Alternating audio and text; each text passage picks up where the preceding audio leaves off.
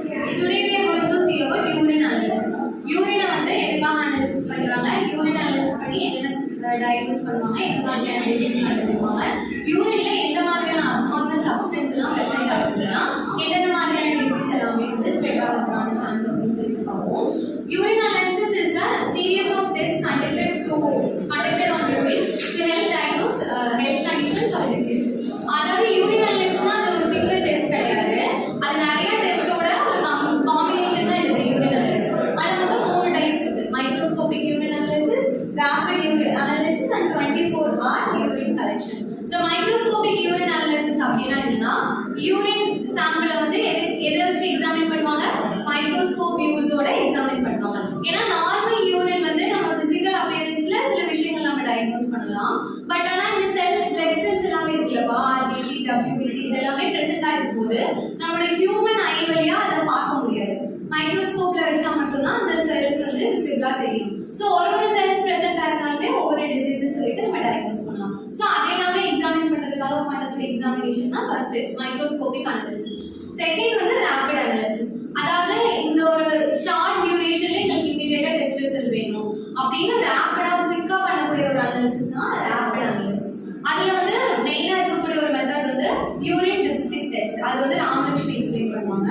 Next வந்து third method என்னன்னா 24-hour urine collection. அதாவது ஒரு ஹோல் டேயுமே 24 ஹவர்ஸுமே யூரின் கலெக்ட் பண்ணி அதை நம்ம எக்ஸாமின் பண்றது தேர்ட் மெத்தட். இப்போ ஒவ்வொரு மெத்தடும் எப்படி வந்து டயக்னோஸ் பண்ணுவாங்க, என்னென்ன மாதிரியான அப்நார்மல் சப்ஸ்டன்ஸ் பிரசன்ட் ஆயிருக்கும்னு பார்க்கலாம்.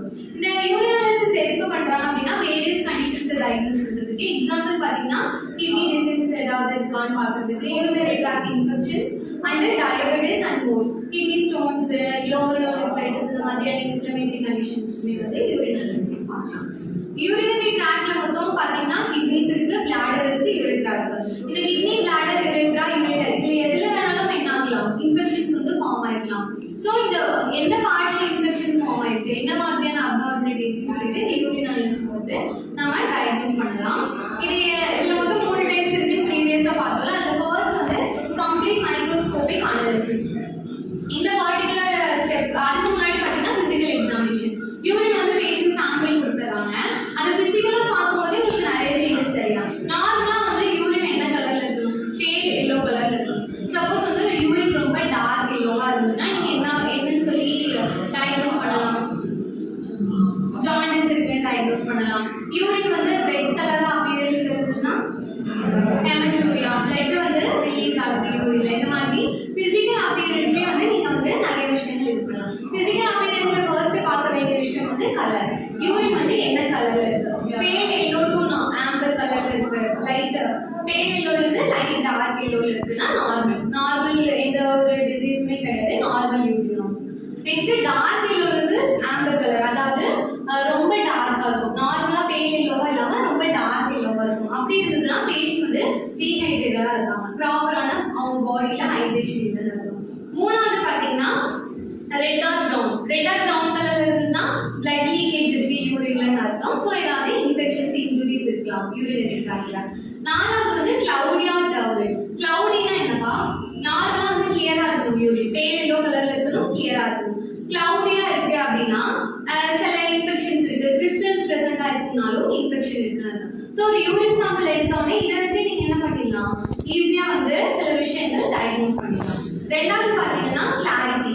யூரின் வந்து கிளியரா இருக்கணும், முன்னாடியே சொன்ன மாதிரி பேல் எல்லோவா இருக்கணும், கிளியரா இருக்கணும். இப்போ இன்ஃபெக்ஷன்ஸ் ஏதாவது இருந்ததுன்னா பிளட் செல்ஸ் பிரசன்ட் ஆயிருக்கும், பாக்டீரியா பிரசன்ட் ஆயிருக்கும். கிறிஸ்டல்ஸ் இருந்ததுன்னா வந்து கிட்னி ஸ்டோன்ஸ் இருக்குன்னு அர்த்தம். ஏன்னா கிட்னி ஸ்டோன்ஸ் வந்து என்ன ஃபார்ம்ல இருக்கும், ரொம்ப ஸ்டோன் ஃபார்ம்ல தானே இருக்கும். ஸோ அதுல இருந்து யூரின் வந்து அந்த பார்ட்ல வரும்போது கிறிஸ்டல்ஸ் வந்து அடிச்சுட்டு வரும்போது நமக்கு யூரின் அப்பியரன்ஸ் வந்து கிறிஸ்டல்ஸ் பிரசன்ட் ஆயிருக்கும். அடுத்து மியூக்கஸ் பிரசன்ட் ஆயிருந்ததுனாலும் ஏதாவது இன்ஃபெக்ஷன் பினைன் கண்டிஷன்ஸ் ஏதாவது இருக்குன்னு அர்த்தம். அடுத்து ஓடர்.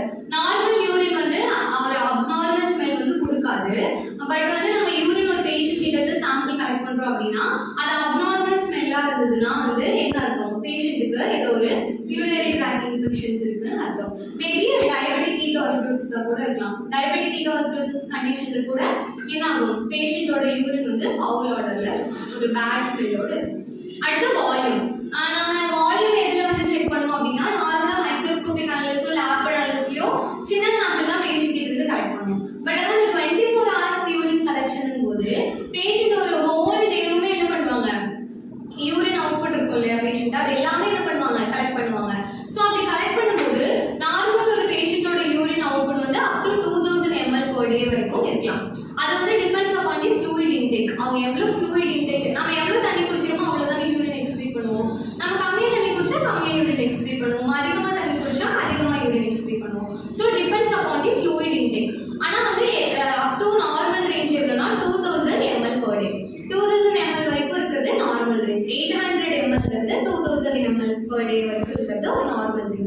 இதே பேஷண்ட்டுக்கு வந்து ஒலிக்யூரியா இருக்கு. ஒலிக்யூரியானா என்னப்பா?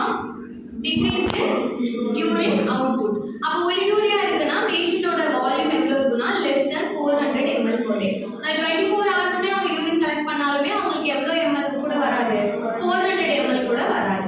அடுத்து anuria. anuria என்ன?